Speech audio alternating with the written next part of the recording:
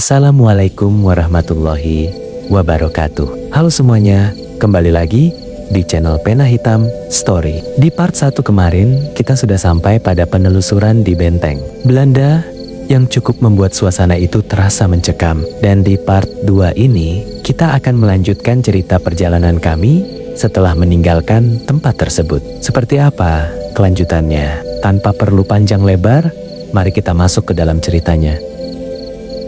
Setelah beberapa saat berada di sekitar benteng itu, kami akhirnya memutuskan untuk kembali ke area tenda. Tidak ada yang benar-benar mengatakan alasan yang jelas, tetapi semua dari kami seolah memiliki kesepakatan yang tidak diucapkan. Tempat itu terasa seperti halaman buku yang terlalu gelap untuk terus dibaca. Kami mulai berjalan meninggalkan benteng. Langkah kaki kami terdengar pelan di atas tanah yang ditutupi jarum-jarum pinus. Suara itu tipis dan kering, seperti bunyi sapuan kuas di atas kertas tua. Tidak ada yang banyak bicara. Entah kenapa suasana perjalanan pulang terasa berbeda dari saat kami datang tadi pagi. Jika sebelumnya jalur ini terasa seperti lorong alam yang menyenangkan, sekarang ia terasa seperti jalan panjang yang dipenuhi bayangan. Angin yang melewati batang-batang pinus mengeluarkan suara lirih yang menyerupai desahan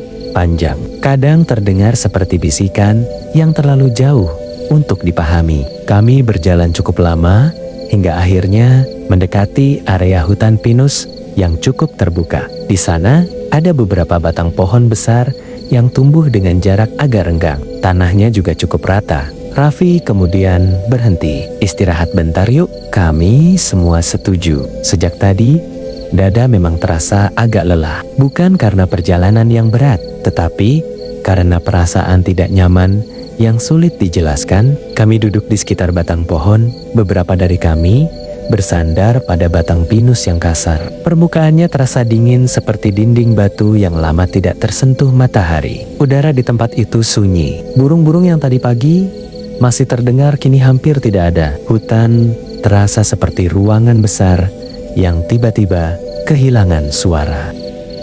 Aku duduk di atas akar pohon yang mencuat dari tanah. Sambil menarik napas panjang, aku mencoba menghilangkan perasaan aneh yang sejak tadi mengikuti kami seperti bayangan yang tidak pernah tertinggal. Namun tiba-tiba sesuatu terjadi. Aldi yang duduk tidak jauh dari kami tiba-tiba menundukkan kepalanya. Awalnya aku mengira ia hanya kelelahan.